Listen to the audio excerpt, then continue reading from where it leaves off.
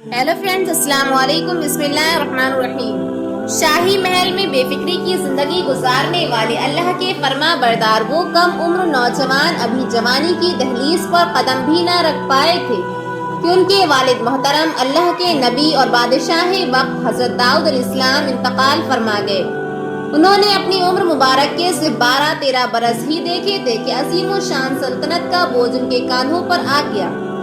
بخت شاہی پر تشریف فرما ہوئے تو اپنے رب کے پاس کامیابی کی دعا کرتے ہوئے عرض گزار ہوئے کہ اے میرے پروردگار، مجھے ایسی بادشاہت عطا فرما جو میرے بعد کسی کو بھی میسر نہ ہو۔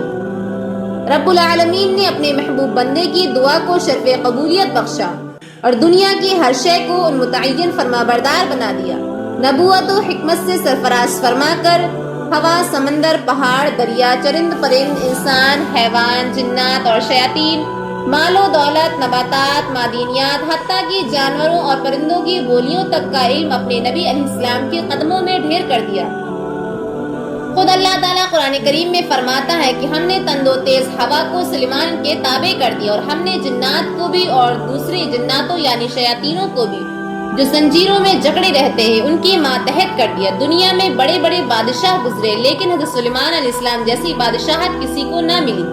اللہ کے برگزیدہ بندے اور بنی اسرائیل کے نبی حضرت سلیمان علیہ السلام کے والد بھی نبی تھے۔ ارشاد باری تعالیٰ ہے کہ اور ہم نے یقیناً داؤد اور سلیمان علیہ السلام کو علم دے رکھا تھا۔ اللہ تعالیٰ نے حضرت سلیمان علیہ السلام کو جانوروں اور پرندوں کی بولیاں جاننے کا علم دیا تھا۔ ایک مرتبہ سلیمان علیہ السلام جن اور حیوانات کے عظیم و شان لشکر کے ساتھ کسی جگہ تشریف لے جا رہے تھے۔ لشکر عظیم چلتے چلتے ایک ایسی وادی میں پہنچا جو بے شمار چیونٹیوں کا مسکن تھا۔ چیونٹیوں کی ملکہ نے اتنے بڑے لشکر کو دیکھا تو کہنے لگی کہ اے چیونٹیوں، اپنے اپنے گھروں میں گھس جاؤ، ایسا نہ ہو کہ بے خبری میں سلیمان اور اس کا لشکر تمہیں روند ڈالے۔ حضرت سلیمان علیہ السلام نے ان کی بات سنی تو مسکرا دی اور اللہ سے دعا کرتے ہوئے کہ اے میرے پروردگار، تو مجھے توفیق دے کہ میں تیری ان نعمتوں اور احسانات کا شکر بجا لاؤں جو تو نے مجھے اور میرے باپ پر کیے ہیں۔ حضرت ابن عباس رحمۃ اللہ علیہ سے منقول ہے کہ نبی علیہ السلام نے 4 جانوروں کو قتل کرنے سے منع فرمایا: چیونٹی، شہد کی مکھی، ہدہد اور لٹورا۔ قوم سبا 800 سال پہلے یمن کے علاقے میں آباد تھی۔ اس زمانے میں یمن تہذیب و تمدن کا گہوارہ تھا جس کی شان و شوکت دیکھنے سے تعلق رکھتی تھی، مگر پھر آہستہ آہستہ وہ قوم مذہبی اور اخلاقی زوال کا شکار ہوئی۔ بالآخر ناشکری اور سرکشی کی سزا دی گئی اور انہیں فراہم کردہ تمام نعمتیں چھین لی گئی، اور یوں ایک خوفناک سیلاب قہر خداوندی بن کر ٹوٹ پڑا اور اس قوم کا نام و نشان ایسا مٹا کہ دنیا میں ان کی صرف داستانیں ہی باقی ہیں۔ ملکہ سبا کا نام تاریخی کتابوں میں بلقیس بنت شراحیل بتایا ہے کہ ملکہ بلقیس کے باپ دادا ملک یمن کے بادشاہ تھے۔ ایک روایت کے مطابق ملکہ بلقیس کی ماں جنات میں سے تھی۔ ان کے باپ نے ایک جن عورت سے شادی کی تھی۔ اللہ تعالیٰ نے ملکہ بلقیس کو وسیع ملک، شان و شوکت، مال و دولت، ہیرے جواہرات کے علاوہ خوب حسن و جمال سے بھی عطا فرمایا تھا۔ ان کی قوم سورج کی پرستش کرتی تھی۔ بعض نے لکھا ہے کہ مجوسی تھے، ہر وقت آگ سمیت پر روشنی کی پرستش کرتے تھے۔ ایک مرتبہ سلیمان علیہ السلام نے سفر کے دوران ہدہد کو حاضر ہونے کا حکم دیا۔ ہدہد اس وقت موجود نہیں تھا۔ ہدہد کے بغیر اطلاع حاضر ہونے پر آپ کو غصہ آ گیا اور آپ نے فرمایا کہ اگر ہدہد نے غیر حاضری کی معقول وجہ نہیں بتائی تو اسے سخت سزا دوں گا، یعنی کہ ذبح کر دوں گا۔ حضرت عبداللہ ابن عباس رحمۃ اللہ سے سوال کیا گیا کہ تمام پرندوں میں صرف ہدہد کو کیوں بلایا گیا؟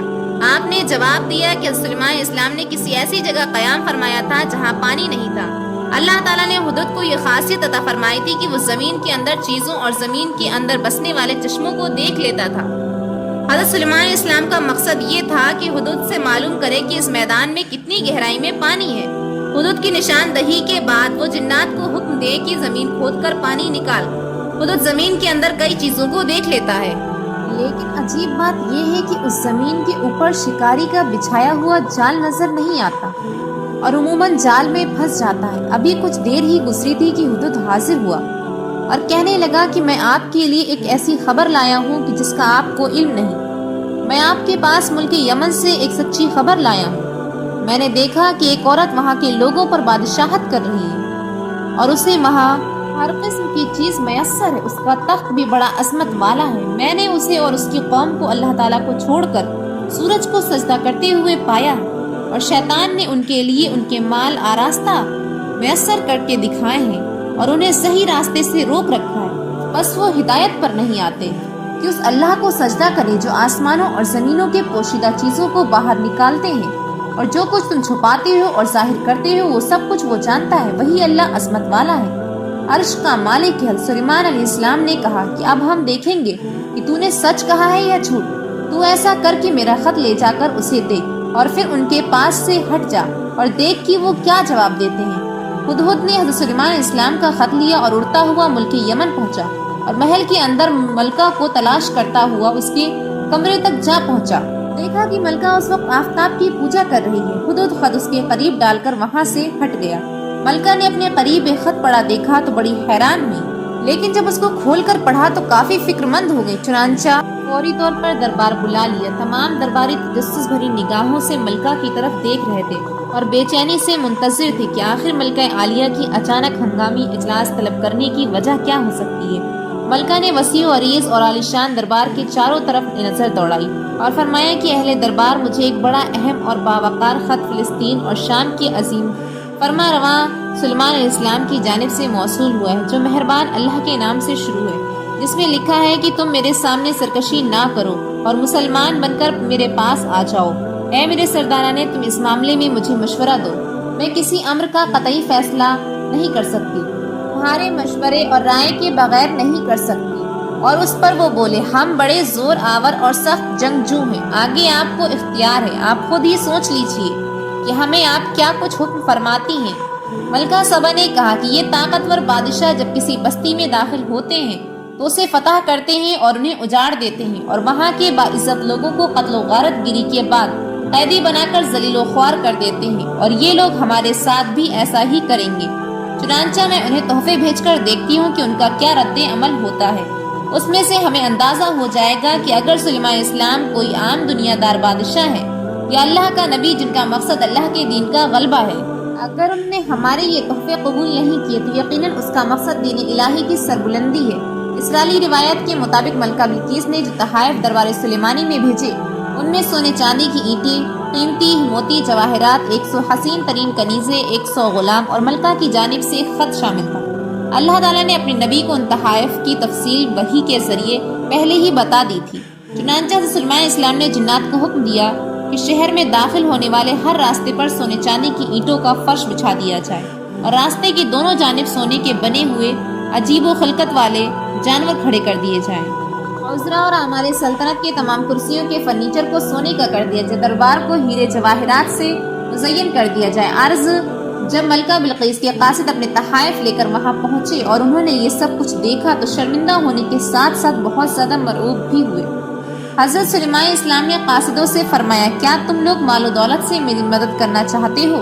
مگر دیکھ لو، جو کچھ میرے اللہ نے مجھے دیا ہے وہ اس سے بہت زیادہ ہے جو تمہیں میسر ہے۔ تمہارے تحفے تمہیں مبارک ہو، واپس لے جاؤ، ہم ان سے اپنے لشکر سے حملہ کریں گے جس کے مقابلے کی ان میں طاقت نہیں ہوگی، اور انہیں وہاں سے بے عزت کر کے نکال دیں گے اور وہ ذلیل و خوار ہوں گے۔ قاصد اپنے مطابق پہنچے اور سلیمان علیہ السلام کے سخت ترین پیغام کے علاوہ دربار سلیمانی کے آنکھوں کا دیکھا حال ملکہ کو بتایا۔ ملکہ بلقیس ایک سمجھدار تھی، فوراً سمجھ گئی کہ یہ کوئی عام بادشاہ نہیں بلکہ واقعی اللہ کے نبی ہیں، لہٰذا اپنے ملک کو جنگ سے بچانے کے لیے انہوں نے بھی بنفس نفیس حضرت سلیمان علیہ السلام کے دربار میں حاضر ہو کر اپنی اطاعت کا یقین دلانے کا فیصلہ کیا، اور ایک دن اپنے مصاحبین کی ایک جماعت کے ساتھ ملک شام کی جانب روانہ ہوئی۔ ملکہ بھی راستے میں ہی تھی کہ اللہ تعالیٰ نے حضرت سلیمان علیہ السلام کو وحی کے ذریعے بتا دیا کہ ملکہ بلقیس تمہاری فرمانبردار بن کر حاضر ہو رہی ہیں۔ یہ موقع تھا کہ جب حضرت سلیمان علیہ السلام نے ملکہ اور اس کے مصاحبین کو مزید شان اعجازی دکھانے کا فیصلہ کیا کہ وہ جان سکے کہ اللہ کے نیک لوگ شان و مرتبے میں کفار سے کس زیادہ طاقتور اور باکمال ہوتے ہیں۔ آپ علیہ السلام نے اپنے دربار میں فرمایا کہ اے سردارو، تم میں سے کوئی ایسا ہے جو ان کے پہنچنے سے پہلے ملکہ کا تخت ہمارے پاس حاصل کر دے؟ جنات میں سے ایک قوی ہیکل جن نے کہا کہ قبل اس کے کہ آپ علیہ السلام اپنی جگہ سے اٹھیں، میں اس تخت کو آپ کے پاس لا کر حاضر کر دیتا ہوں، میں اس پر قادر ہوں اور ایماندار بھی ہوں۔ ایک شخص جیسے کتاب الہی کا علم تھا کہنے لگا کہ میں آپ کی آنکھ کے جھپکنے سے پہلے اسے آپ کی خدمت میں حاصل کر دیتا ہوں۔ جب آپ نے اسے اپنے پاس موجود پایا تو کہنے لگے، ھذا من فضل ربی، یہ سب میرے رب کا فضل ہے تاکہ وہ مجھے آزمائے کہ میں شکر گزاری کرتا ہوں یا کفران نعمت، اور یا جو کچھ شکر کرتا ہوں تو اپنے ہی فائدے کے لیے کرتا ہوں۔ اور اہل کتاب کون تھا اور وہ کتاب کون سی تھی اور وہ علم کیا تھا جس کے زور پر یہ دعویٰ کیا گیا کہ پلک جھپکتے ہی تخت کو حاصل کر دوں گا، اور ایسا ہی ہوا۔ اس میں مفسرین کے مختلف اقوال ہیں، جبکہ مضبوط تر تینوں سوالوں کی پوری حقیقت تو اللہ تعالیٰ ہی جانتا ہے۔ یہاں قرآن کریم کے الفاظ سے جو معلوم ہوتا ہے وہ اتنا ہی ہے کہ وہ کوئی انسان تھا جس کے پاس کتاب الہی کا علم تھا۔ اللہ تعالیٰ نے کرامت اور اعجاز کے طور پر اسے یہ قدرت دے رکھی تھی، اور وہ پلک جھپکتے ہی تخت لے کر آ گیا۔ کرامات اور معجزات نام ہی ایسے کاموں کا ہے ظاہری اسباب اور امور عادیہ کے یکسر خلاف ہوں، اور وہ اللہ تعالیٰ کی قدرت اور مشیت ہی سے ظہور پذیر ہوتی ہیں۔ اس لیے نہ شخصی قوت قابل تعجب ہے اور نہ ہی اس علم کا سراغ لگانے کی ضرورت ہے۔ اللہ تعالیٰ نے ظاہری طور پر ایک شخص سے یہ کام لیا، ورنہ حقیقت میں تو مشیت الہی کی ہی کار فرمائی ہے کہ چشم زدن میں جو چاہے کر سکے، اور حضرت سلیمان علیہ السلام ہی اس حقیقت سے پوری طرح آگاہ تھے۔ یہی وجہ تھی کہ جب انہوں نے تخت کو اپنے سامنے پایا تو اسے فضل ربی سے تعبیر کیا۔ سلیمان علیہ السلام نے ملک سبا کا امتحان لینے کے لیے ان کے تخت میں کچھ رد و بدل کروا دیا۔ جب وہ آئیں تو ان سے پوچھا کہ کیا یہ تمہارا تخت ہے؟ اسی طرح کا ہے۔ ملکہ نے کہا یہ تو ہو بہو وہی ہے، اور ہمیں تو پہلے ہی سے معلوم ہو گیا تھا اور ہم فرما بردار ہو چکے تھے۔ پہلے سے ہی معلوم ہو گیا تھا اور ہم فرما بردار ہو چکے تھے۔ ملکہ بلقیس کے آنے سے پہلے حضرت سلیمان علیہ السلام نے ایک ایسی عجیب و غریب عمارت بنانے کا حکم دیا جس میں نہایت ہی شفاف شیشہ استعمال کیا گیا تھا۔ اس شیش محل کے صحن میں ایک نہایت شاندار حوض بنوایا جس کے بہتے پانی میں مچھلیاں اور دیگر آبی جانور بھر کر اسے شیشے سے پاٹ دیا گیا۔ شیشہ اس قدر شفاف تھا کہ ظاہری نظر میں کوئی پہچان نہیں سکتا تھا کہ پانی کے اوپر شیشے کا فرش ہے۔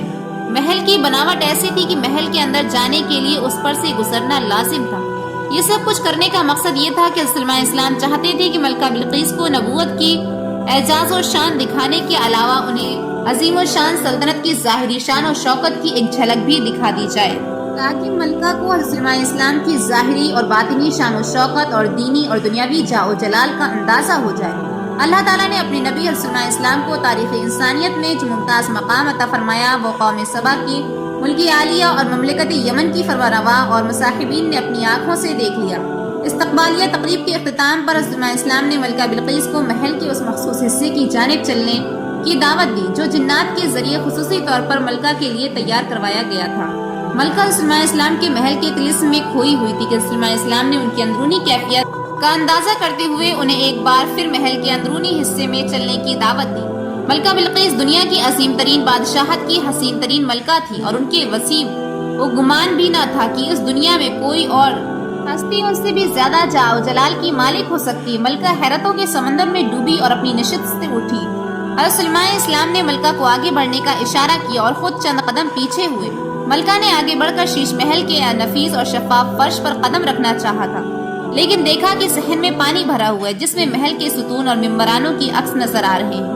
تو ملکہ نے سوچا کہ شاید پانی سے گزر کر آگے جانا ہے، اس کی کوئی استقبالیہ رسم ہوگی۔ چنانچہ انہوں نے پانی سے گیلا ہونے سے بچانے کے لیے اپنا دامن اوپر اٹھا لیا۔ سلیمان علیہ السلام نے کہا کہ یہ اس محل میں جڑے ہوئے شیشے ہیں جو فرش کے نیچے بھی جڑے ہوئے۔ وہ بول اٹھی کہ اے میرے پروردگار، میں خود پر ظلم کرتی رہی ہوں، اب میں سلیمان علیہ السلام کے ساتھ اللہ رب العالمین کی مطیع و فرما بردار بنتی ہوں۔ یعنی جب ملکہ کو فرش کی حقیقت کا علم ہوا تو اپنی کوتاہی اور غلطی کا بھی احساس ہو گیا، اور انہیں کم عملی کا اعتراف کرتے ہوئے مسلمان ہونے کا اعلان کر دیا۔ ملکہ بلقیس مسلمان ہونے کے بعد کیا ہوا؟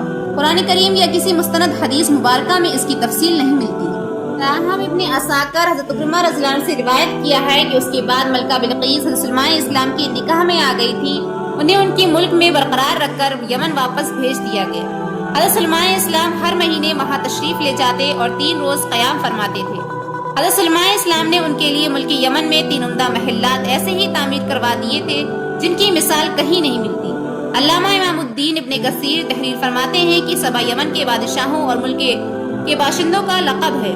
ملکہ بلقیس بھی اس قوم سے تعلق رکھتی تھی۔ اللہ تعالیٰ نے اس قوم کو بے حساب رزق اور آرام و آسائش کے تمام اسباب مہیا فرمائے، اور اس کے ساتھ ساتھ اپنے 13 انبیاء کا نزول بھی فرمایا تاکہ یہ اللہ کی وحدانیت کا اقرار، احکام کی اطاعت کریں اور نعمتوں کی اور انعام و اکرام کا شکر ادا کرتے رہیں۔